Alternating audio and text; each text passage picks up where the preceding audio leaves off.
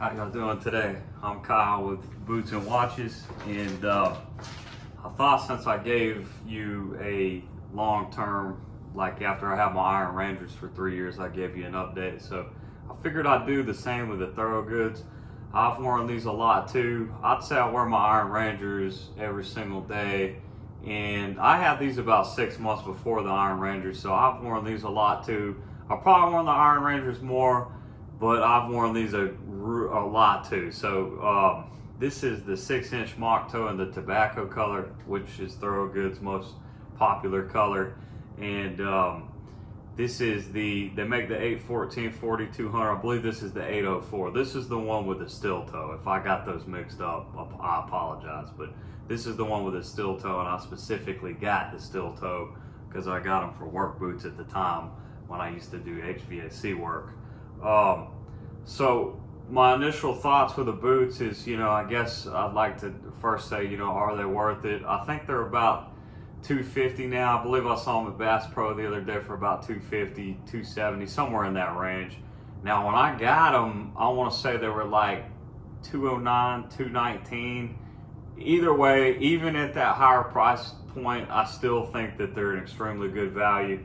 I'll let you look at both of them. For now, we'll just look at one. So the leather quality, it's an oil tan leather. You can see the pull up when I do that. And let's just start off with the leather first. So they're extremely comfortable out of the box. There is no break-in period, but the leather is really supple. I think it's tumbled, and that gives it that effect. And as far as the quality goes, the only thing that bugged me since I had them was, I don't know if you can see this in the light, but I'll try to. So this side right here is almost so small of grain, it's like a suede, and then this side is extremely rough, and then even on this side they all match. So just that one panel right there is just like a different cut of leather. Is that big a deal? Not really, not on work boots. Like I said, extremely comfortable out of the box. They come with a footbed, and that thing you can see is starting to wear out, and I've worn these boots big time and get crusty. Kind of smells bad too. Not real bad, but just kind of mildewy. That was my point about the Iron Rangers, is that, okay, let's start off. So when you get these boots new and you get the Iron Rangers new, let's just pretend you weren't getting these for work and you were getting them because they look good with jeans, like the mock toes from Red Wing, except these are a little bit cheaper. Then I would say that the build quality on the Iron Ranger and the mock toe that they have is a lot higher than these. And I'm getting to this as my point is, I like the lining of those two boots better because they don't have this. Anything with fabric in it is going to smell. And now you can take these out if you want to, but that Iron Ranger, you can wear it for just years, like I have, three years, and it doesn't smell at all because the lining's all leather. But the heel counter back here too is some kind of board. It's not like leather. It's like almost feels like cardboard, and that started to wear down. So my heel is in here and it starts to get blisters. It's not that big a deal. It's not like you're bleeding or anything. I usually wear these to go fishing now. Over time, they've just kind of got like crusty and just hard. And when you wear them for a couple of days, they'll kind of break back in. But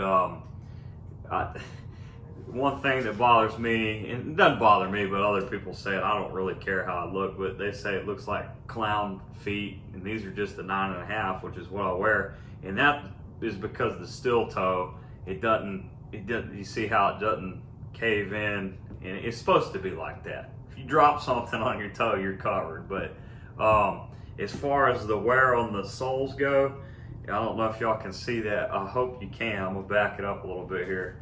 See where they're flush. They started to wear pretty significantly, and on the side profile you can see.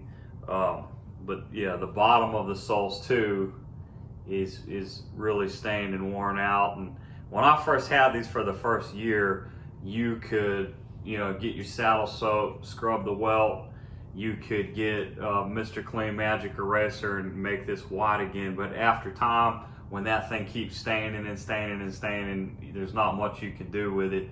And you can even try to get sandpaper and a spoon and try to get it out like that. But once it gets to that point, it's done. And that's the deal. The laces have held up really well, no complaints there. And the leather quality on the outside is really kind of beat up. You can't hit these with saddle soap anymore and think that you're gonna get them looking back to new. You can clean them up. Yeah, they look better. Boris, he's always in the way, I apologize. Yeah, you can hit them with a saddle soap and clean them up real good, but they're still gonna look worn. They're work boots. Now, I did notice while wearing these fishing that these are a little bit more waterproof than the Red Wings, and that's because it has a storm welt. Now, when they stitch the 360-degree Goodyear welt on these, this little piece that they stitch it is like it's not plastic. It's some kind of, it's not leather. It's like a fiber board. I'm not sure what that is. It's like a plastic filling thing.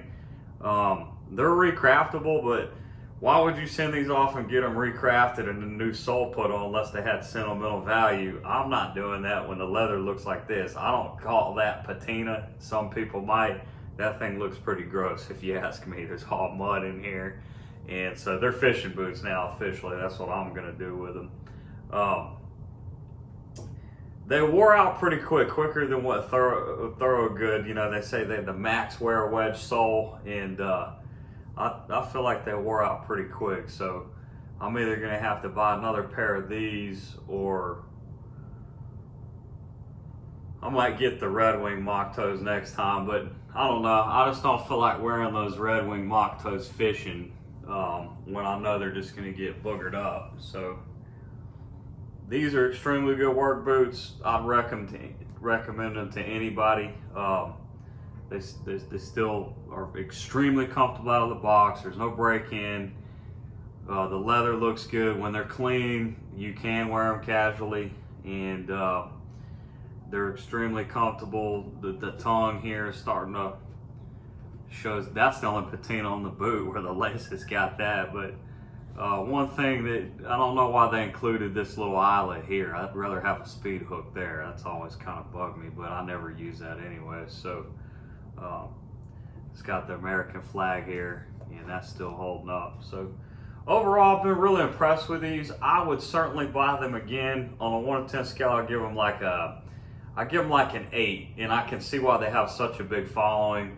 I'm a big fan, and if y'all have any more questions or any kind of comments or opinions about them, just leave it down in the comment section. I read all y'all's comments and I like it. And if you have any suggestions for future videos, let me know. I'm going to be doing a lot more content. I'm about to get some Oak Street boot makers in the Color 8 Chrome XL, so those are going to be coming. I got the Thursdays I'm wearing now, so we're going to look at those again. I got some new watches that we're going to be doing reviews on. They don't always have to be luxury watches. I like budget watches too. And when I say that, I don't mean anything by that. I'm just talking about, like, I like Seikos. I'm a Seiko fanboy. I like Hamilton. I like Tissot. I like all watches. And that's how. So we're just going to continue the channel doing boot reviews and watch reviews. I'm not going to do any fancy editing or anything. I'm giving you real life. You know, this is how they wore in. This is what they look like. And I'll close it out with, you know, a slow shot of each side. So this is one boot.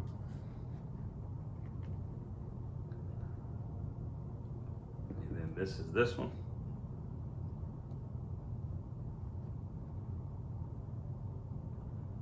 And that's it. All right, y'all have a good night. I'll see you on the next one.